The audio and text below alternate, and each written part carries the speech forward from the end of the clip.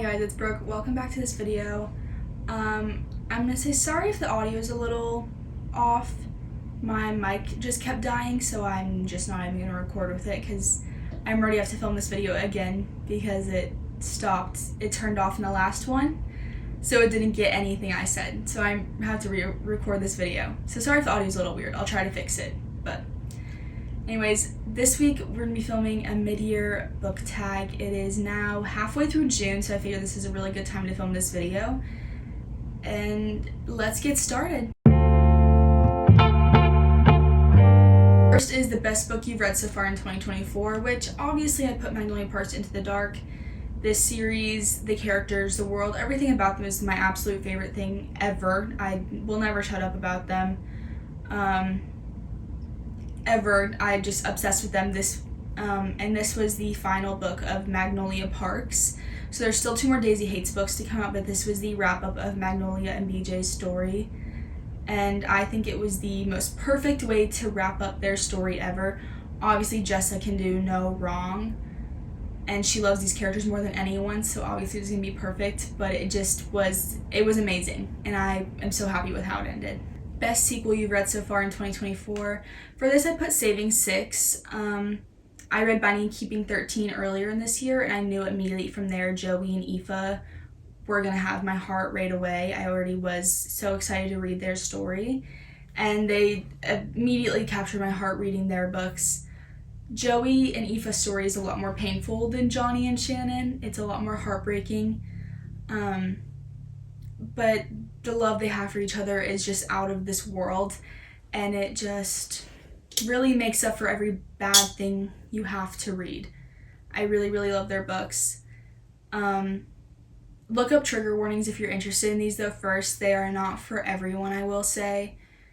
There's a lot of things that happen in them, especially Joey and Aoife's book. New release you haven't read yet, but you want to. So I picked 2 books for this. First, I picked The Rule Book by Sarah Adams. I read the cheat sheet by her probably 2 years ago, and it is still one of my top 5-star reads. I loved it. I loved the fake dating, the friends to lovers. I loved having the dancer and the football player. Everything about it was just like perfection in my eyes, and the way she did it. And it was YA, and need any sort of spice at all to understand the relationship and to have that tension. It wasn't just a super cheesy little book. I feel like there was a lot of emotion in it, and I really enjoyed it. So this is almost, I guess, kind of a sequel to the cheat sheet. Different couple, different people, same football team though. So I'm really excited to get to this. And then next, obviously, we have Taming 7 by Chloe Walsh. This is Claire and Gibbsy's story, and the second you hear Gibbsy speak in Binding 13, you are hooked immediately, and you are so excited to read this book. I get why everyone has not shut up about it coming out, and now that it has, I know there's some mixed reviews. I'll probably record reading this one because I want to see my reaction. I want to see what other people thought about it. I'm really excited for it. I'll let you know my thoughts. Most anticipated release for the second half of the year, I have 2 books. First is American Reality by Mel Cozens. I'm sorry if I said her name wrong. I saw this book randomly one day on Instagram. I think someone reposted it on their story. She was kind of saying it as in a way is if you love Magnolia Parks, you're gonna love this book. And I read the synopsis of it and just some of the little, I guess, inspiration videos she has behind this book, and I am so excited to actually read this once it comes out. I think it comes out later this month or early July. I'm not. I love the rich person socialite storyline. Something about it will always grasp my attention. So I'm super excited to read that book. If you haven't heard of it, please go look it up, especially on Instagram, where she posts all of her stuff. Really excited for it. Next, I have The Au Pair Affair by Tessa Bailey. I read It Happened One Summer and Hook, Line, and Sinker by her probably around 2 years ago, and I really enjoyed both of those. Those are the only books I've read by her though. But I heard The Au Pair Affair she has coming out. I think it comes out in July. I don't know too much about this book other than the main girl character is an au pair, and I have always thought about maybe one day considering being an au pair. I took a bunch of French in high school, loved the language, and I work with kids all the time, so I'm really good with them, and that sounds like such a fun way to kind of learn about a new culture, just kind of getting shoved right into it, and you have a job, and it's, you know, a cheaper way of maybe exploring that country just a little bit and that kind of lifestyle. So I've always like thought about it. So I was like, this sounds so much fun to read about an au pair maybe and hear a little bit more of that life. The biggest surprise, and so for this I put Kiss of Iron by Claire Sager. This currently has 2 books out in the series. It's a 3-book series. The 3rd book comes out June 27th, so very soon. I'm so excited for the 3rd book. I really enjoyed the first 2 books, A Kiss of Iron and A Touch of Poison. I don't hear anyone talk about these books ever. I've never saw one video on them. I just was scrolling through Kindle Unlimited one day and I saw them and I was like, I read about it and I was like, that sounds really fun. So I picked it up and I'm so glad I did. They were both 4.75 stars for me. So good. I definitely think if you're in like an ACOTAR, Fourth Wing Hangover, these are great books to pick up. I guess more specifically ACOTAR because they have like Fae and that kind of stuff in them. Have like their version of High Fae is like kings and queens and stuff. They are so fun. The main guy has shadow powers, so obviously familiarity we have there.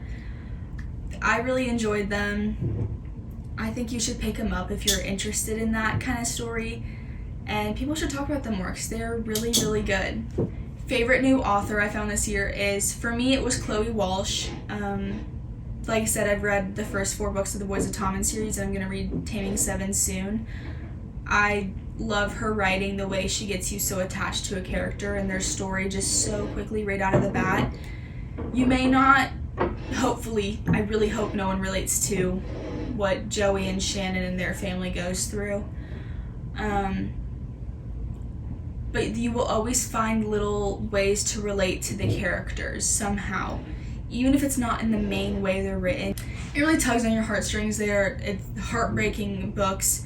I think they're very important topics to read about. Like I said earlier, please check trigger warnings. These books are definitely not for everyone. I would not recommend them to everyone. Please look them up before you decide to pick it up if you haven't heard anything about them. But she just really makes you love these characters within a couple chapters. Like I said, there was one line from Gibbsy and you were automatically hooked to his character, which in these books, he's a side character, and you were just automatically glued to him. It just, all of them, so quickly, you're just so thrown into this world and you just need to read more about them. Newest fictional crush. So for this, I picked 3 people. First, I'm going to be talking about Rune Dannon. I don't know if I'm saying his name right. I don't know if it's Rune or Run, or I don't even know. I give up on the Sarah J. Maas character name spelling some days. I don't really understand it. Anyways, I'm calling him Rune. Rune Dannon. There's Hunt Athlar in the Crescent City series too, which I also love him. But Rune Dannon just takes your heart away. The first time you meet him, you are obsessed with him, and he just gets better every single book. Literally gets better every single book. In the 3rd book, you are just like waiting for his point of view. You are just waiting to hear more about him and his relationship and all of that. You were just on the edge of your seat. You're just obsessed with him. He is so fun. I just love him so much, and I think that's kind of a common thing. I think everyone's really loving Rune. I cannot wait for the next Crescent City book to see more of him and his relationship and that life he has going on. It is so fun to read about. I really enjoy his character. So I put Reich Meadows. He is in the Addicted Calloway Sisters series. His books are Hot House Flower and Long Way Down. Him and Daisy's relationship in a whole, they were my favorite couple from the book. I just love them. I related to Daisy the most, so that's also probably why. But I normally go for the Lauren Hale, Connor Cobalt vibe, that kind of nerdy, geeky type to them. That's normally who I grasp to, but Reich Meadows really shocked me and just came in hot, and I was like, him. I love him. He is just so generous and loyal and loving and caring, and if he sees someone in trouble, he is there to help them. It doesn't matter if he knows them or not, he will always be there to help. And he is just such a great guy to read about. And last but certainly not least of our newest fictional crushes is Mr. Joey Lynch himself from Saving and Redeeming 6. I love Joey Lynch. He goes through so many things, but he is still just an amazing person who is always there for the people he cares about and loves. no matter what. And he should put himself first so many more times than he does. But he will always put the people he cares about first, and he will always protect everyone as much as he possibly can. And he deserved so much better in his life, and he didn't get it, and he still just was an amazing person throughout the whole thing. He is such a great character to read about. His story is so heartbreaking, but so like healing at the same time. I love Joey Lynch. Next is a book that made you cry. So I picked 3 books for this because I couldn't just pick one. First, obviously, Magnolia Park's Into the Dark. There are obviously sad moments I'm crying in here based on what happened in The Long Way Down. Lots of sad tears shed, but there are also so many happy tears for Magnolia and BJ just because they're finally getting the life they deserve to have. And it's, again, just the perfect wrap-up. So you're just having this bittersweet moment of, oh my god, their story's over, but also it would have been horrible to push out their story for any longer. It just would have been such a disservice to the characters. This was the perfect way to end their story and the perfect timing, too. I just cried because the last book, cried because Happy Ever After, cried because sad moments, just constantly literally tears in my eyes the entire of the book, but I love it so much. Next, again, kind of an obvious one, Redeeming Six by Chloe Walsh. Saving Six was obviously very heartbreaking. Redeeming Six was 10 times more heartbreaking. Redeeming Six is set at the same time as Binding and Keeping 13 are, so a lot of people think it's kind of repetitive. I didn't feel that repetitive. I think there was maybe a handful of scenes that were the same thing in both, and in Joey's point of views in that were very similar. But there are just so many scenes in here that there's the 2 minutes before Shannon walks in the door that you see her point of view, and then those 2 minutes where it's just Joey's or Aoife's point of view. And they're almost more heartbreaking than when Shannon walks in the door, and those moments are heartbreaking enough as it is. But those 2 minutes you get before Shannon shows up at the house, that you don't see her point of view, what's going on, is just, oh my god, so devastating to read. And no one on the outside perspective understands Joey and Aoife and their bond and connection other than them. Like, Shannon almost gets it, but she still isn't, like, no, they don't talk about that connection they have with each other outside of themselves. Like, they're the only two that understand their connection and their love for each other. This book it just breaks your heart a million times. It is so sad, but you finally get a happy moment. You know, you get little ones, and they're just so worth all the pain you go through to finally see Joey happy. Even if it's only for 2 pages, it is so worth it. And last, we have Crescent City. This is the first one, House of Earth and Blood. I loved Crescent City more than I liked ACOTAR, which I think is a really unpopular opinion. All 3 of these books were 5 stars for me, whereas only A Court of Silver Flames was a 5 stars for me in ACOTAR. I love ACOTAR. I do love them so much. But Crescent City, loved it 10 times more. I don't even know how. It's also, I think, because if I were a fantasy character, I would be Bryce, like, to a T. It's kind of insane. I just really, really got attached to these characters and this storyline. And within 90 pages, I was crying already, sobbing. I did a video of me reading this series, so you can see within the first 90 pages I was already upset. And with the last, Sarah J. Maas's books, the last 200 pages will rip your heart out to shreds and then put it back in somehow every single time. And it did that in here. And it was heartbreaking, and it was painful. And then everything got fixed. And then it wasn't. And you know how our books work. And just sobbing. I personally didn't ever get confused in this book. I wasn't confused by the magic phase system or whatever. I felt it was very similar to ACOTAR, except for that set in modern day times. What that made you happy? For this, I picked Some Kind of Perfect by Krista and Becca Ritchie. This is the epilogue novel for the Addicted Calloway Sister series. This book made me happy because you finally got to see them happy. While their books aren't as heartbreaking as Binding or the Boys of Tommen series is, they still have their own tragic moments and really sad, devastating moments in them. But this book, you finally got to see him happy. There were a couple moments that are just life moments that are like, oh, that's kind of sad. But the way they overcome everything and are finally just where they wanted to be in their lives is so refreshing to see in this series. Most beautiful book you've bought or received this year. For this, I picked Crescent City House of Flame and Shadow. This was a hard one to pick because the first two Crescent City books are also insanely gorgeous. I own the exclusive versions and I love the covers of them. This one is the hardback, so it looks different than the other exclusive versions. And obviously the Magnolia Parks UK cover is stunning and everything, and I will never shut up about how gorgeous they are, and they tell the entire story on the cover. But these ones, fantasy book covers are so pretty in general, but these ones are really are super detail oriented and just, I don't know, and the foiling on them, it's so pretty. It's so pretty. I love them. And then I also talked about this before, but I did end up getting the signed copy, and I did not order the signed copy, so I was really shocked to see Sarah J. Maas's signature in this book, and I was very excited. It makes this book even more beautiful. Finally, for the last question is, what books do you want or need to read by the end of this year? So I picked kind of two series, I guess, for this.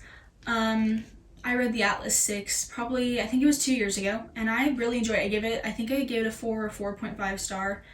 I really liked the book, I really liked the story, I really liked the characters, and it ends on a giant cliffhanger you were not expecting, that's for sure. I wasn't expecting it anyway. The cliffhanger it ended on, and I have been wanting to know what happened ever since. But I've owned The Atlas Paradox since it came out, and I still have yet to read it, and this book came out not long after I read The Atlas 6 because I read it later. So I've probably had this book with me at least for a year and a half, and I still have yet to pick it up. And I still wonder all the time what happens, and I still haven't picked it up. So I'm really hoping I finally pick up this book this year because I really actually want to know what happens. I think about it often, the cliffhanger. And then there's the final book, The Atlas Complex, is out too, so I'm obviously still wanting to read that. I really couldn't tell you why I haven't picked it up, but I will definitely, maybe I'll even record it. I don't know. I will let you know when I finally pick up this book, and hopefully it happens in this year. Hopefully you see it at the end of the year wrap up. And last but not least, we have the Throne of Glass series. So I made a goal after starting ACOTAR at the end of last year and loving Sarah J. Maas's writing that I wanted to read all of her books that are currently out this year. It was part of my reading goal. I've read, obviously ACOTAR, I've read all of Crescent City, and now I'm wanting to read all of Throne of Glass. I have yet to pick them up. I really want to. I'm very interested in the story. I hear little snippets of stuff on TikTok because people don't put spoiler warnings on everything. So I know some of the things that happen. I know some of the bigger things that occur. I think part of me just hasn't picked it up because I don't own all the books yet, and I want to own all of them because once I start a series, I can't put it down, and I will read them all in a obscenely short amount of time. I read the 10-book Addicted Calorie Sister series in 7 days because that's all I did for 7 days. I don't even think I slept more than probably 4 hours a night because I would go to sleep because I literally couldn't keep my eyes open, would wake up as soon as possible and immediately have to start whatever book I left off on. So I was reading 2 or 3 books a day. And I will probably end up doing this with this series. I just get hooked and that's all I do. I don't even eat. I just literally sit there and read for hours on end. So I think part of why I haven't done it is because I don't own all of them, and I don't own all of them because I still need 4 of them, and 4 books is a lot of money, and I'm just trying to slowly collect them because I don't want to spend that huge chunk of money at once, even though I'll be spending it over time anyway, so why wouldn't I just spend it at once? I don't know. I think also too is I still don't know exactly how I'm going to read it. I think I've decided on reading Assassin's Blade first because I know it's like the characters are a little bit different in it than they are the rest of the series, and I think if I were to read 2 of the books and get really hooked and then have to switch to a book with different characters, different kind of storyline, it would kind of throw me off, and I don't know if I would be able to continue the series. I think I'd just get really, I don't even know if I'd be able to finish that book, and I know you have to finish that book. So I think I'm going to read that first just so I can get that one out of the way. and then not have to have a break within the rest of the books, but have the book I still need to have for the whole series. Yeah, I'll let you also know when I finally get to this, because I really do want to get to this year. That is all for today's video. I'm sorry if it seemed a little rushed, or like I said at the beginning, if the audio is a little bad. I'll try my best to fix it when I'm editing this. But like I said, my mic kept dying, and then it died at the very beginning of the last video, but I didn't notice it until I finished the video.